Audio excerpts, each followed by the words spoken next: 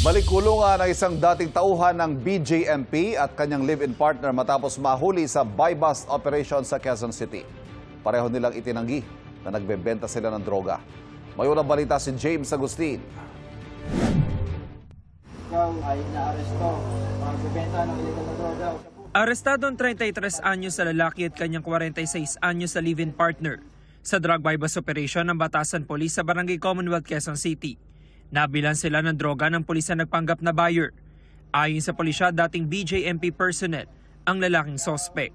Nung na-dismiss po siya noong taong 2023 dahil nag-positive siya sa random drug test nila, ay nagtuloy-tuloy po siya sa pagtutulak ng ipinagbabawal na gamot.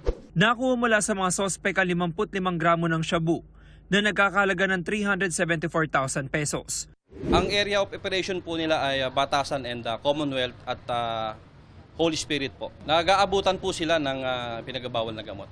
Sa record ng pulisya, taong 2023 nang maaresto rin ang lalaking sospek dahil sa pagbebenta ng droga. Kalalayan lang yan nitong Pebrero. Ang kanyang kinakasama dati na ring nakulong sa parehong kaso. Nang tanungin kaugnay sa kanilang muling pagkakaaresto, No comment po ako dyan, sir. May nakuha ba droga sa'yo, sir? Wala po, sir. Hindi po ako sangkot sa Hindi po. maharap ang dalawa sa reklamong paglabag sa Comprehensive Dangerous Drugs Act.